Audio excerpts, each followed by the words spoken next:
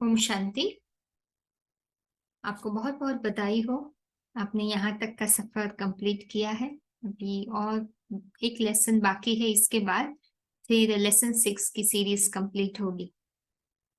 आप बहुत अच्छा कर रहे हो। Keep up the hard work you are doing. ठीक है, ये सेशन छोटा है और ये एक फाउंडेशन सेशन है अगले सेशन के लिए, और महत्वपूर्ण भी है अगर आपको अगला सेशन बराबर समझना है तो।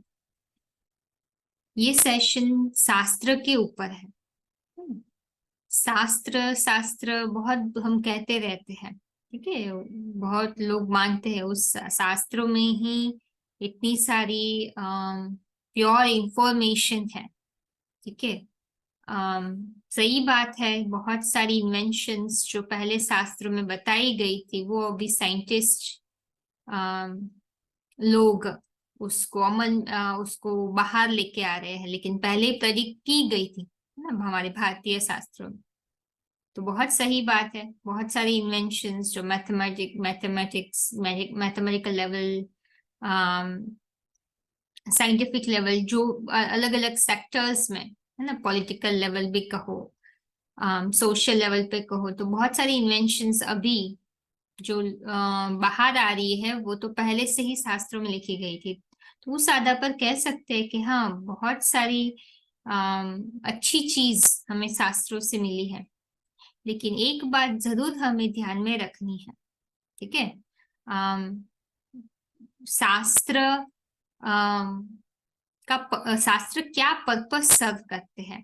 ठीक है, शास्त्र का पर्पस क्या है। ठीक है, अभी कौन सा शास्त्र है जो सब शास्त्रों में ज्यादा वेटेज है, जिसका ज्यादा वेटेज है। ठीक है, वो तो कोई डिनाई नहीं करेगा, एक ही शास्त्र है वो, श्रीमद् भगवत गीता। सबसे बड़ा शास्त्र, सब शास्त्रों में सर्वोत्तम शास्त्र जो है वो श्रीमद् भगवत गीता है। ये कोई डिनाई नहीं कर सकता। ठीक है, तो इसलिए हम ये नहीं कह सकते हैं कि मेरे हिसाब से मैं इसको अपना शास्त्र मानता हूँ, मेरे हिसाब से इसको अपना शास्त्र मानता हूँ। नहीं, सब धर्मों की माई बाप, सर्वशास्त्र शिरोमणि एक ही श्रीमद् भगवत गीता है ना। इसीलिए हम श्रीमद् भगवत गीता के रेफरेंसेस यहाँ यूज कर रहे हैं। ठीक है, उसके अनेकों कारण हैं जो आपको ऑलरेडी प्रेजेंट किया गया है। इंट्रोडक्टरी सॉरी, जो गीता का श्लोक्स का सेशन है, गीता के श्लोक्स का सेशन मेन पेज पे, वहाँ गीता का इंट्रोडक्शन, श्रीमद् भगवत गीता का इंट्रोडक्शन दिया गया है, और ये टीचिंग्स इटसेल्फ आपको बताएगी जहां जहां रेफरेंस यूज किया है। ठीक है, कि श्रीमद् भगवत गीता ही क्यों सर्वशास्त्र शिरोमणि है। तो यहाँ पॉइंट ये है कि शास्त्र में भी अगर हमें कोई शास्त्र को मान देना है और वो शास्त्रों के आधार पर हमें अगर चलना है, सबसे ज्यादा अच्छाई जो शास्त्र से आई है, ठीक है, जो भी इन्वेंशन के, सबकी इन्वेंशन का जो सब सेक्टर, सब सेक्टर में जिसका प्रभाव सबसे ज्यादा है जो शास्त्र का, वो है श्रीमद् भगवत गीता। ठीक है, तो वो भी आपको पता चल गया क्यों है, राइट। वो आप सेक्शन में जाइए गीता श्लोक्स के, वहां आप सुन सकते हैं। ठीक है, और हम लाइक प्रैक्टिकली भी देख रहे हैं दुनिया में। ठीक है, तो मैं आपको ये क्यों बता रही हूँ, है ना। इसका बहुत बड़ा रीजन है। ठीक है, बड़ा रीजन ये है कि अभी हर एक शास्त्र, बाकी जो शास्त्र है, ठीक है, वो गीता की टीचिंग्स के तालमेल नहीं खाते हैं। समझने की बात ये है, गीता सर्वशास्त्र शिरोमणि है, लेकिन बाकी जो शास्त्र है, बाकी के शास्त्र की टीचिंग्स गीता से कोरिलेट नहीं हो रही है। गीता में सब शास्त्रों की अंडरस्टैंडिंग है, लेकिन सब शास्त्रों में गीता की अंडरस्टैंडिंग नहीं। बात ये है। ठीक है, तो सबसे पहले अगर आपको कोई भी शास्त्र लेना है, जिसका ओपिनियन आपको सबसे ऊपर रखना है ना, जिसकी समझ आपको ऊपर रखनी है, तो गीता को रखिए, है ना। तो ये स्टडी से आपको एक ही ओपिनियन पे स्टेबलाइज करना चाहते हैं, ठीक है, और गीता को यूज करके वो आपको करवाना चाहते हैं, इसीलिए आपके सामने गीता के रेफरेंसेस रख। तो पहली बात हम जानेंगे कि गीता में भी अगले सेशन में आप जानोगे कि भाई आप मुझे बोलोगे कि गीता को भी हम, गीता पर भी कैसे हम स्टेबलाइज करें अपने आप को, क्योंकि गीता में भी बहुत सारी बहुत सारे वर्जन्स है, कौन से वर्जन को हमें सर्वोपरि मानना है, राइट, तो वो भी आपको बताएंगे। लेकिन अभी आपको ये पता होना जरूरी है कि शास्त्र कब से लिखे गए हैं, ठीक है, शास्त्र की शुरुआत कब से हुई, है ना। हमारे 4 युग है, हमने ऑलरेडी प्रूव कर लिया कि काल चक्र 5000 साल का ही होता है पूरा, ठीक है, तो 5000 साल का काल चक्र होता है। तो 5000 साल में शास्त्र की शुरुआत कब से हुई, क्या पूरे 5000 साल में शास्त्र थे, या फिर शास्त्र की शुरुआत कुछ अलग टाइम पे हुई है, शुरुआत से नहीं हुई है, ठीक है, तो वो हम अभी इस सेशन में फाइंड आउट करेंगे, ठीक है। तो आपके बहुत सारी गलत फहमियां हैं, ये सेशन से दूर होगी शास्त्र के रिलेटेड, छोटा भी है क्योंकि हम बहुत डिटेल में नहीं जा रहे हैं, हम चाहते हैं कि आप भगवान के मुख से पूरा राज सुने, वो है आपका स्टेप 2, ये पूरा राजयोग करने के बाद ना आपको बहुत सारे राज डायरेक्टली जो भगवान से मिल सकते हैं, कोई मनुष्य नहीं दे सकता है, वो हम स्टेप 2 में आपको जानने के लिए कहेंगे, लेकिन हम थोड़े बेसिक फैक्ट्स है वो भी आपको बताना चाहेंगे। तो पहली बात, शास्त्र का अर्थ क्या है ना, शास्त्र माना क्या, शास्त्र माना शासन करने का विधान, वेरी वेरी इंपॉर्टेंट, शासन करने का विधान। नाम जो है वो काम के आधार पर पड़ता है, हमने अभी तक बहुत सारे एग्जाम्पल्स उसके देख लिए हैं, ठीक है, और आगे आपको थोड़े बहुत देखने को मिलेंगे, लेकिन भगवान के मुख से पूरे प्रूफ्स आपको मिल जाएंगे, ठीक है। लेकिन एक बात वो समझने की है कि नाम ऐसे नहीं पड़ता है, जो भी नाम है वो काम के आधार पर है, तो शास्त्र नाम काम के आधार पर पड़ा है कि जब हम अपनी आत्मा पे शासन करना भूल जाते हैं, है ना, हमारा शासन छूट जाता है और हमें जब मदद चाहिए होती है अपने आप पर शासन करने के लिए, तब शास्त्र की शुरुआत होती है, ठीक है, वेरी वेरी वेरी इंपॉर्टेंट, है ना। ये सेशन में आपको थोड़ा ध्यान से सुनना होगा, बहुत सारा मैं पिक्चर्स चेंज नहीं कर रही हूँ, तो प्लीज आप कॉन्सेंट्रेट होके सुनिए, ठीक है, भले ही वीडियो विजुअल इमेजेस ना हो, बट ध्यान से सुनोगे इंटरेस्ट लेकर, तो आपको बहुत सारी चीजें क्लियर हो जाएगी, आप जैसे बहुत सारा फील करोगे, मेरे अंदर जो क्लॉक्स था वो क्लॉक सब जैसे निकल गए, ठीक है, आपकी बुद्धि इतनी रिफ्रेश हो जाएगी, आप खुशी से नाच पड़ोगे, अंदर से, मतलब बाहर वाली खुशी नहीं, आत्मा की खुशी, ठीक है। तो शास्त्र माना शासन करने का विधान, अभी ये पिक्चर में देखकर और याद करके जो हमने कवर किया, उसके आधार पर आप जरा सोचिए, है ना, हमें शासन करने की, कब शासन करने के लिए मदद की जरूरत कब पड़ती है, सतयुग में पड़ती है, त्रेता में पड़ती है, द्वापर में पड़ती है, कलयुग में पड़ती है, अब सोचिए, अभी तक की, अभी आपका टेस्ट पेपर है, अभी तक आपने सुना है, आपने रियली सुना है, कैसे ही सुनने खाते सुना है वो अभी पता चलेगा, तो कभी हमें शासन करने के लिए मदद की जरूरत होती है, स्क्रिप्चर्स कभी आने चाहिए, है ना, गोल्डन एज में आने चाहिए, सिल्वर एज में आना चाहिए, कॉपर और आयरन, है ना। आप क्या कहोगे, जो अभी तक हमने जो सेशंस किए उसमें से, हमें गोल्डन एज में नहीं चाहिए, क्योंकि वहां तो हम आत्मिक स्थिति में रहते हैं, जब आत्मा का शासन ही आप खुद कर रहे हो, तो फिर आपको बाहर से मदद क्यों चाहिए, जब भी आपको पता है। सिल्वर एज में भी पता है, त्रेता युग में हम कहाँ से अपने आप को भूल जाते हैं, आत्मा, और देहभान का पलड़ा भारी हो जाता है ना, तो वो है द्वापर, है ना, द्वैतवाद, जब एक से ज्यादा ओपिनियन आता है। ठीक है, तो ओपिनियन इसलिए आता है क्योंकि ऊपर से कमजोर आत्माएं, देहभानी आत्माएं उतरती है, हम उनके संग में रंग में आ जाती है।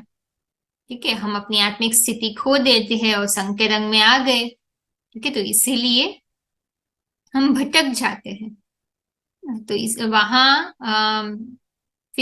वहां से फिर शास्त्र की शुरुआत होती है ना। तो शास्त्र की शुरुआत कितने टाइम पहले हुई? 2500 ईयर्स। ठीक है, ये साइकिल आधा आधा डिवाइड किया हुआ है। ठीक है, 2500 2500। तो शास्त्र की शुरुआत यहां से हुई। ठीक है, द्वापर के आदि से। उससे पहले शास्त्र नहीं थे। अभी हमने टाइमलाइन करेक्ट कर दी है, इसलिए ये लाखों साल पुराने कोई शास्त्र नहीं है।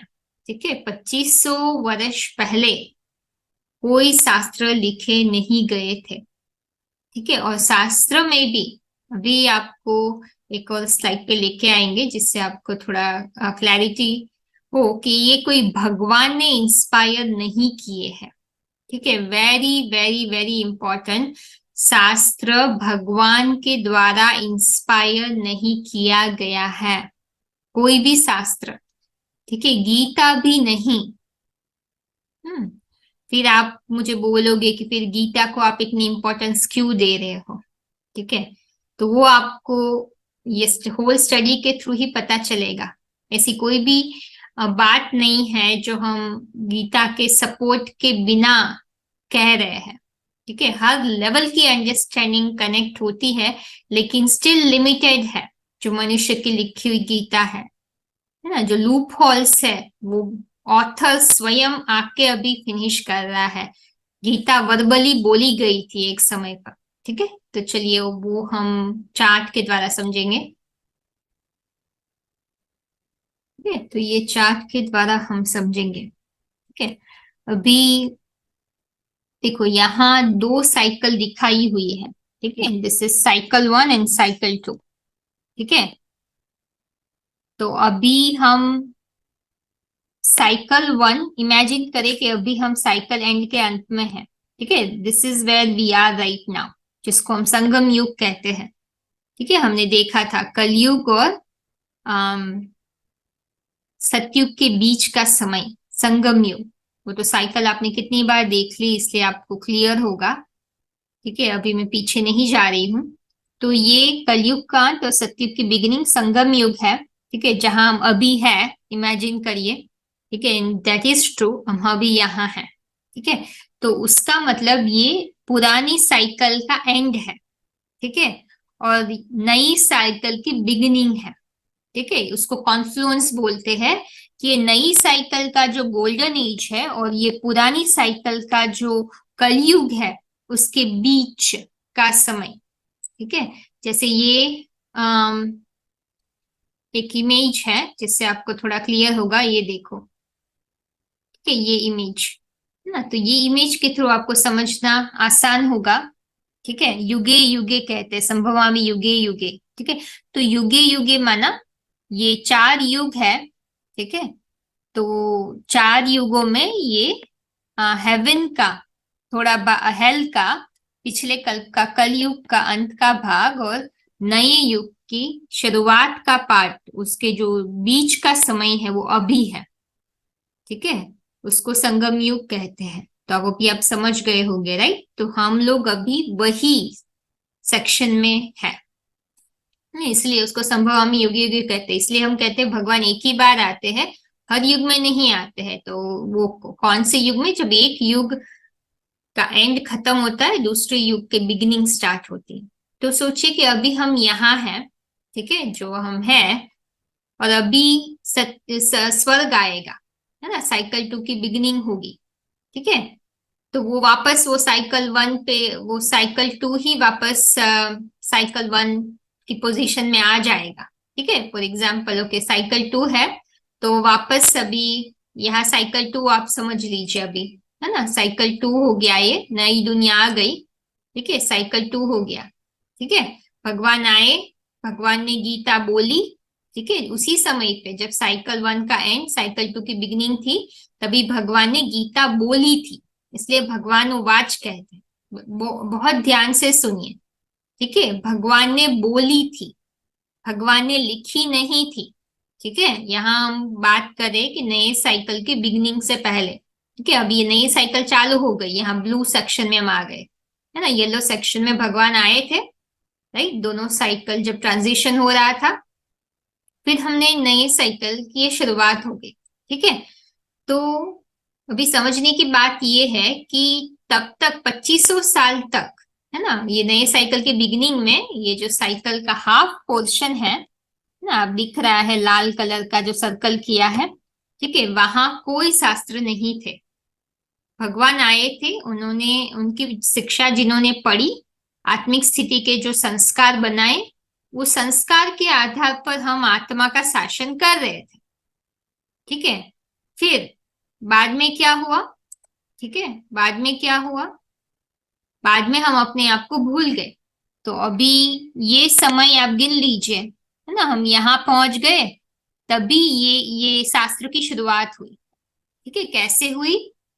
भगवान ने इंस्पायर नहीं किया था, भगवान तो शरीर के बिना कुछ नहीं कर सकता है, वो आप आगे के सेशन में समझोगे। ठीक है, इंस्पिरेशन शरीर शरीर से ही दे सकता है, वो तो आता ही नहीं है अंत तक, है ना। जब आए थे तब शरीर के द्वारा ही परिवर्तन किया था, है ना, तो उन्होंने शरीर का आधार लिया था। तो समझने की बात यह है, तभी जो देवता आत्माएं थी, यहाँ जो सती त्रेता में देवता थी, वो मनुष्य बन गए थे। ठीक है, देवताओं ने ही सबसे ज्यादा पढ़ाई भगवान से पढ़ी हुई होती है, इसलिए तो देवता बनते हैं। उसमें से भी सबसे बड़ा देवता है महादेव, जिसमें भगवान आए थे, जिसका नाम शिव के साथ, भगवान के साथ जोड़ा जाता है। ठीक है, तो वो जब मनुष्य बनते हैं, है ना, तभी वो मनुष्य के रूप में जो भी जिन्होंने भी भगवान से ज्यादा पढ़ाई पढ़ी होती है, उनको पहले विजन्स होते हैं, उनको पहले साक्षात्कार होते हैं, वो ज्ञान साक्षात्कार के रूप में उनके सामने आता है ना, जो टीचिंग्स भगवान ने दी होती है। जब दुख का समय आ जाता है, ठीक है, तो सबसे पहली चीज आप क्या याद करोगे? ना, जिनसे आपको बहुत सुख मिला होगा। बट हम लोग तो अपनी आत्मा को भूल गए थे, भगवान के बारे में भी हमारे पास एक्यूरेट ज्ञान तो था नहीं। ठीक है, अभी हम बॉडी कॉन्शियस बन गए, तो हमें जब वो विजन आया तो हम उसको बराबर समझ नहीं पाए, है ना। इसलिए वेद व्यास ने भी कहा हुआ है, महाभारत में भी उल्लेख आया है कि उन्होंने भी अपनी मन की कल्पना से वो जो विजन्स आए उनको व्यक्त किया। ठीक है, तो सोचने की बात यह है, विजन्स को कैसे इंटरप्रेट करना था वो उनको पता नहीं था, बिकॉज आत्मिक स्थिति थी नहीं जो उनको एक्यूरेटली समझ पाए, बॉडी कॉन्शियस हो चुके थे। ठीक है, फिर भी स्टार्टिंग में सात्विकता थी, बुद्धि सडनली तमो नहीं बन जाती। तो हर एक चीज की 4 अवस्था होती है, वो हमने कवर कर ली। ठीक है, तो पहले पहले भी शास्त्र जब लिखे जाते, विजन्स आते हैं, ठीक है, जिसके आधार पर वो वर्णित किए जाते हैं, उसमें जो विजन्स के आधार पर लिखा जाता है उसमें सात्विकता होती है। ठीक है, फिर धीरे धीरे धीरे वो सात्विकता लोप हो जाती है। तो स्टार्टिंग में इसलिए कहा गया है, शास्त्र किस बेस पे लिखे गए हैं? श्रुति और स्मृति। ठीक है, व्हाट इज रिमेम्बर्ड और व्हाट इज हर्ड, है ना। आपने किसी ने किसी से सुनी होती है, उसके आधार पर वो पास ऑन हुआ होता है, तो उसको श्रुति कहते हैं। और जो साक्षात्कार के आधार पर कुछ याद आता है ना, तो उसको स्मृति कहते हैं। तो कहीं भी ऐसे नहीं किसी भी ऑथर ने बताया है वेद व्यास ने कि उनको भगवान ने इंस्पायर किया ये विजन्स, नहीं, उनको जस्ट विजन्स आए। ठीक है, तो विजन्स हमारे संस्कार के आधार पर भी आते हैं। आप भी अगर सो जाओ तो आपको पिछले जन्म का कुछ ऐसे विजन्स आ सकता है। ठीक है, तो ऐसे नहीं, संस्कार हमारे 2500 साल बाद भी ज्ञान के संस्कार इमर्ज तो हो ही सकते हैं, राइट। तो ये समझने की बात है। तो शास्त्र में जो भी इनिशियली लिखत ली गई, इट इज बेसिकली भगवान का ज्ञान जो भगवान ने दिया था, उसका जस्ट अंश मात्र ही उसको मनुष्य ने अपनी बुद्धि से उसको समझ कर व्यक्त करने की कोशिश की, और उसमें पहले सात्विकता थी। ठीक है। फिर धीरे धीरे धीरे मनुष्य ने अपनी बुद्धि से समीक्षा रीति कर दी। तो इसीलिए गीता में सात्विकता, आटे में नमक में असल सच्चाई है। ठीक है। जब भी इनिशियली लिखी गई थी, लेकिन इनिशियली जो भी भाषा, पाली, प्रकृति, ऐसे कॉमन भाषा थी पहले। लेकिन शास्त्र नहीं लिखे गए थे उसके थ्रू, है ना। कौन सी भाषा में? वैदिक भाषा में शास्त्र लिखे गए थे। संस्कृत का तो एविडेंस ही नहीं था। क्राइस्ट से पहले तो कोई संस्कृत का फर्म एविडेंस ही नहीं एग्जिस्ट करता था, वैदिक लैंग्वेज बोलते थे। ठीक है। तो मेन पॉइंट ये है यहाँ कि इनिशियली शास्त्रकारों ने, वेद व्यास ने कुछ इंटरप्रिटेशन नहीं की थी, समझ। वैदिक लैंग्वेज सबके समझ के बाहर थी। ठीक है। तो उससे एक्चुअली ऑथर की क्या थॉट प्रोसेस थी वो तो हमारे सामने आई ही नहीं। ठीक है। जो भी मनुष्य ने लेकर उस श्लोक का इंटरप्रिटेशन किया, उसके आधार पर हमने ये समझ लिया कि इनिशियली वेद व्यास ने भी यही समझा था। बट आगे की रिकॉर्डिंग में आपको क्लियर पता चलेगा कि सबसे बड़ी भूल, दो भूल हुई है ना। भगवान सर्वव्यापी है और श्री कृष्ण गीता के भगवान है, वो महान, एक तो महान भूल है, और एक तो एक जो वो भूल है श्री कृष्ण गीता का भगवान, वो क्लियर होगी आपको आगे, है ना। पहली तो श्री कृष्ण गीता का भगवान नहीं है, वो आपको अगली रिकॉर्डिंग में क्लियर होगा। ठीक है। ये समझने की बात है, तो इसका बेस जरूरी है। ये श्री कृष्ण का नाम कैसे ऐड किया गया? तो पहले शास्त्र में जो वेद व्यास ने संस्कृत के आधार पर भी जो कहना चाहते थे, और जो वेद में जिसको सर्वोपरि रखा है, उसको अगर जो चीजें बहुत कॉमनली अपील हो रही थी, जो उनकी थॉट प्रोसेस को दिखा रही थी, उनको हमने पे अटेंशन नहीं की। जो लोगों ने इंटरप्रिटेशन कर दी, है ना, जो उनकी थॉट प्रोसेस से विरुद्ध थी, उसको हमने उसकी थॉट प्रोसेस मान ली। ठीक है। अगर आपको कुछ समझ में आ रहा है मैं क्या कहना चाहती हूँ, इसको शायद 2 बार सुनना पड़े आपको। ठीक है। तो ये इंपॉर्टेंट बात है कि शास्त्र जो अभी हम समझ रहे हैं वो कंप्लीट ट्रूथ नहीं है। ठीक है। तो शास्त्र की शुरुआत द्वापर से के बिगिनिंग हुई, वो भी पहले हर एक शास्त्र 4 अवस्था से गुजरता है।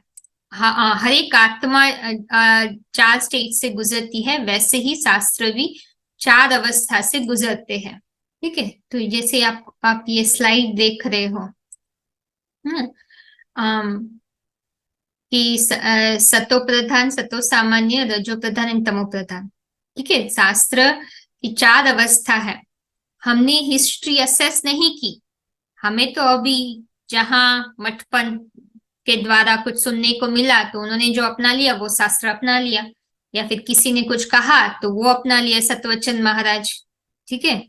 जिसने जो कहा वो यहाँ से थोड़ा, वहां से थोड़ा, यहाँ से थोड़ा अपना ओपिनियन जनरेट कर दिया, उसके आधार पर मान रहे, या फिर लिमिटेड रिसर्च के आधार पर हम कह देते कि दिस इज ट्रू, ये ऑर्गेनाइजेशन के आधार पर ये बोल रहे, ये बोल रहे।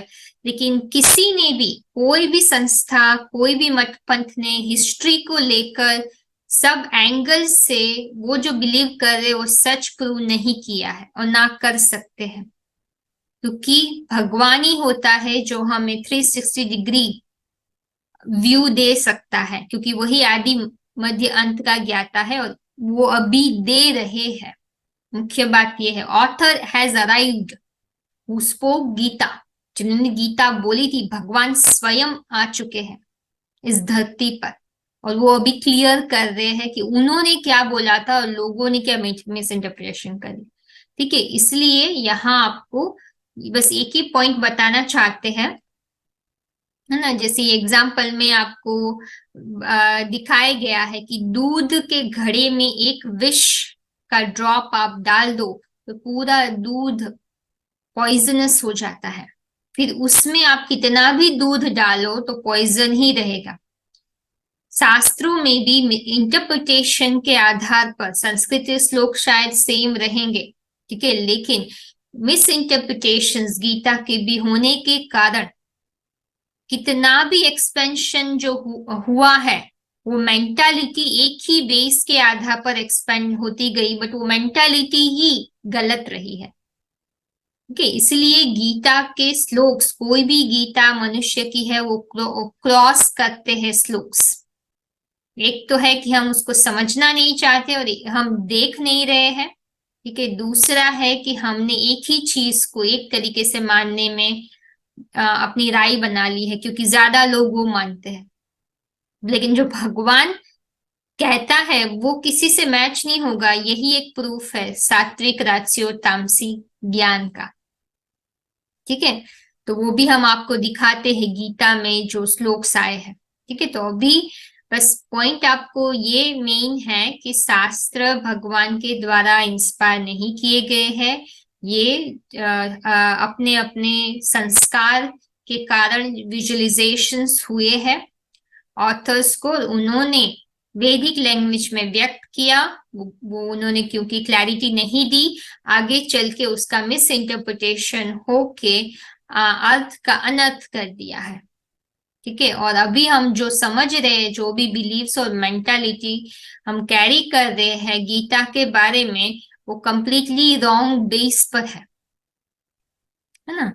ये सब ओवर द टाइम जो चेंजेस हुए हैं उसके आधार पर हमने उसको सच्चाई समझ ली है। इन रियलिटी वो सच नहीं है। जैसे गीता का भगवान श्री कृष्ण वो नहीं है, गीता का भगवान शिव शंकर भोलेनाथ कह सकते हो, बट श्री कृष्ण नहीं। भगवान स्वयं आके ही अभी हमें वो सच्चाई बता रहे हैं, ठीक है। तो इसीलिए अभी हम लोग डिटेल में अभी इतना नहीं जाएंगे शास्त्रों में भी, इसलिए पहले गीता आई। गीता अभी नए युग में ही बोली जाती है, ये नया युग की शुरुआत हो गई ना जब भगवान आते हैं, ठीक है। तो पहले भगवान ने बोली, फिर शास्त्र लिखे गए आफ्टर 2500 years। तो पहले गीता, फिर जब लिखे गए तो वेद, फिर वेद और उपनिषद का सार वो गीता में आ गया, ठीक है। तो इसलिए फिर बाद में एक्सपेंशन हो के पुराण निकल गए, ठीक है। तो अभी सबकी बुद्धि बिखर गई है, कोई पुराण के आधार पर एक मत बोला है वो उसको पकड़ लेता है, वो भले ही कॉन्फ्लिक्ट हो बाकी सब चीजों से, लेकिन मैंने ये मान लिया, दूसरे ने ये मान लिया, उसमें भी अलग अलग वर्जन, अलग अलग इंटरप्रिटेशन। तो अभी हम सब लोग, जैसे कि ये आप नहीं मानते कोई बात नहीं, आप अपना मानिए, मैं मेरा मानिए, कहीं भी कोई सच्चाई पे एक जगह टिकना ही नहीं चाहता है। हम लोग को पता ही नहीं है कि what is the universal truth, है ना। सार्वभौम सत्यता जब भी नहीं बिठाएंगे हम, जो भगवान ने कही थी, हम स्वधर्म में नहीं आ सकते, आत्मा का धर्म अनुभव नहीं कर सकते, मेडिटेशन नहीं कर सकते, ठीक है। तो वो एक मेन पॉइंट है। तो ये नॉलेज अभी हम, हमारी बुद्धि रजो प्रधान होने का बेस वही है कि अभी हमने रजो और तमो नॉलेज को ही सतो नॉलेज मान लिया है। इसीलिए गीता में जो सतो की कैरेक्टरिस्टिक्स हमने दिखाई सतो गुणा की, वो हमारे में इमर्ज नहीं हो रही। तो बुद्धि, जैसे हमने पहले भी आपको बताया, तीनों में बुद्धि ही है। अगर अपने संस्कार से बायस्ड हो गए, है हमने आपको पहले ही ट्रू बिलीफ्स के पहले सेशन में ही बताया था, अगर हमने अपनी बिलीव्स के साथ अटैचमेंट होके कि this is the right way, उस आधार पर ये ज्ञान को देखते हैं, तो हमारी बुद्धि हमारी बिलीफ की सपोर्टेड इंफॉर्मेशन ही कैच करना चाहेगी, सेपरेट नहीं। इसलिए हमने बोला अपनी बिलीफ को आप थोड़ी देर के लिए साइड में रख, ठीक है। तो ये समझने की बात है। तो अभी हमें बुद्धि से ही सब कुछ टटोलना होगा और देन डिसीजन लेना होगा। अपनी बिलीफ को चैलेंज करके सही बिलीफ बिठाएंगे तो ऑटोमेटिकली हम सच्चाई तक पहुंच जाएंगे।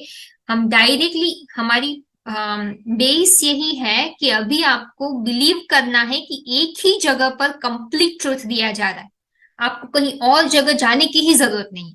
वही यहाँ पर्पस है, आपको ये सब बताने के लिए कि भगवान अभी आया हुआ है, अभी एक ही जगह पे आप अपना डेडिकेशन दे दीजिए। ये सच्चाई एक ही जगह से बोली जा रही है और वो वहां भगवान ही है, वो एक प्रूफ है, और कहीं भी भगवान नहीं है। वो आपको यहाँ ये स्टडी से प्रूव करना चाहते हैं। जब हमारी बुद्धि एक जगह पर टिकेगी तभी ही एक सच्चाई पर हम 100% पूरा हम अपना फेथ एस्टैब्लिश करेंगे तभी परिवर्तन आ सकता है, सत्व आ सकता है। सत्व गुण की वही कैरेक्टरिस्टिक्स है, एक मत, एक भाषा, है ना। सतयुग में एक मत, it's unity, oneness. If I have more than one opinion, तो मैं मेरे हिसाब से जो ओपिनियन है, लेकिन एक्चुअल में जो रियलिटी है उससे मैच नहीं होता है, ड्युअलिटी है, तो हम लोग रजो तमो कैटेगरी में ही आते हैं। ठीक है, तो ये समझने की बात है। तो देखो, गीता के रेफरेंसेस ही है, ठीक है, सतो इंटेलेक्ट, रजो इंटेलेक्ट और तमो इंटेलेक्ट। ठीक है, तो अभी सतो इंटेलेक्ट जो है, हम लोग सच्चाई के आधार पर हम अपनी बुद्धि को चलाएंगे। ठीक है, रजो है वो जैसे कि डिवीजन का प्रतीक है। ठीक है, सब लोग अलग अलग डिवीजन में डिवाइड हो गए हैं। ठीक है, अपने अपनी धारणा को ही मानते हैं और दूसरों को रिस्पेक्ट करते हैं, लेकिन ये कंक्लूजन पे नहीं आते कि कौन कंप्लीटली सत्य है। ठीक है, और तमोगुणा का की इंटेलेक्ट है वो, एक मैं जो समझ रहा हूं वही सच्चाई है, जैसे कोई मत पंथ होगा कि नहीं हम ही यूनिवर्सल ट्रुथ है, लेकिन वो कहना बुरी बात नहीं है, लेकिन वो प्रूव नहीं होता है। ठीक है, तो उस आधार पर ये तमो हो जाता है। ठीक है, तो सतो इंटेलेक्ट और सतो ज्ञान में ये होता है और हमें गलत चीज को सही मान लेना, ठीक है, वो तमोगुण की निशानी है। सही चीज को भी ठीक से सही नहीं समझना, उसको भी एक ओपिनियन समझकर एज बाकी सब भी ठीक है, ये भी ठीक है, ऐसे समझकर हम कर देते हैं, वो रजो हो जाता है। ठीक है, सात्विक माना बस यही, कंप्लीट ट्रूथ माना कंप्लीट ट्रूथ, एक ही सही है, बट वो प्रूव भी होता है कि वो एक ही सही, वो भगवान के द्वारा जो आया है। ठीक है, तो ओवर द टाइम मनुष्य की बुद्धि में जो मिक्सचरिटी हो गई है, जैसे डिफरेंस ज्यादा ओपिनियन आ चुके हैं, जैसे कहते हैं many opinions water down the original idea. तो पहले स्क्रिप्चर्स नहीं थे, द्वापर कलयुग से ही स्क्रिप्चर्स आए। अभी मिस इंटरप्रिटेशन कर करके गलत इंफॉर्मेशन से टुंडे टुंडे मते भिन्न हो गए और हम भटक गए, है ना। तो आपको एक ही बात यहाँ बताना चाहते हैं कि अभी ये डायमंड युग है। भगवान आके ही अभी हमने कंप्लीट जो हुआ था, भगवान ने कहा था, जैसे एक टाइम पे मैं आपको विजिट करने आई, ठीक है, तो मैंने आपको कुछ कहा, फिर 1 साल के बाद मैं वापस आती हूँ। ठीक है, तो उस समय जो मैंने कहा था उसको आप इतनी गलत रीति से समझकर आपने अपने तरीके से, मनमानी तरीके से समझ लेकर आप यूज कर रहे हो, और मैं आपको करेक्ट करती हूँ कि भाई नहीं, आपने इसको गलत ले लिया है।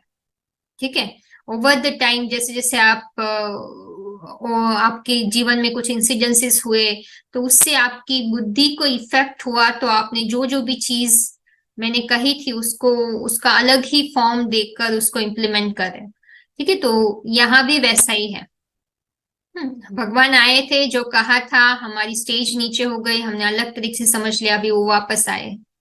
ठीक है, तो ये आपको समझने की बात है कि गीता का भगवान श्री कृष्ण नहीं है। नेक्स्ट रिकॉर्डिंग में आपको क्लियरली बताएंगे, फिर भी ये डिस्कशन होना जरूरी है इसमें। तो आप मिलकर अगर सॉर्ट आउट करें तो बेहतर है, और गलत आप मान्यता से अपना कल्याण ना करें, क्योंकि ये बेस ही है भगवान को जानने का, जो रियल मेडिटेशन का स्टेप 2 है। ठीक है, भगवान से कनेक्ट होना, लेकिन ये मान्यता हमें कनेक्ट नहीं होने दे रही है अभी। ठीक है, गलत मान्यता है। तो बेस्ट ऑफ लक अगले सेशन के लिए। कुछ प्रश्न है तो प्लीज कांटेक्ट जरूर करें। ओम शांति। यह दिव्य शिक्षाएं हमें आध्यात्मिक ईश्वरीय विश्वविद्यालय से प्राप्त हो रही है। आध्यात्मिक ईश्वरीय विश्वविद्यालय एक रूहानी घर अथवा रूहानी यूनिवर्सिटी है, एक अनोखा ईश्वरीय परिवार है जिसका लक्ष्य है परम पिता परमात्मा शिव द्वारा दिए जा रहे ईश्वरीय ज्ञान और सहज राजयोग के द्वारा वसुधैव कुटुंबकम की भावना से ओतप्रोत एक नए विश्व की स्थापना करना। यह एक ऐसी पवित्र जगह है जहां अखूट सुख शांति का अनुभव होता है, क्योंकि यहाँ स्वयं भगवान पढ़ा रहे हैं। खुशखबरी यह है कलयुग जाने वाला है, सतयुग आने वाला है। परमपिता परमात्मा शिव का अवतरण इस धरती पर हो चुका है। वर्तमान में परमपिता परमात्मा शिव अपने मुकर रथ द्वारा, जिनको आदि पुरुष अथवा एडम, आदम, आदिदेव, शंकर, आदिनाथ के नाम से अलग अलग धर्मों में जाना जाता है, उनमें प्रवेश करके स्वयं प्रत्यक्ष रूप में राज विद्या, राजयोग का, श्रीमद् भगवद गीता का उत्तम ज्ञान दे रहे हैं। ये हमारा आपको हार्दिक निमंत्रण है कि आप थोड़ा समय निकालकर आध्यात्मिक कोर्स के माध्यम से परमपिता परमात्मा को पहचान कर अपना श्रेष्ठ भाग्य बनाएं और निरंतर सुख शांति का अनुभव करें। ओम शांति।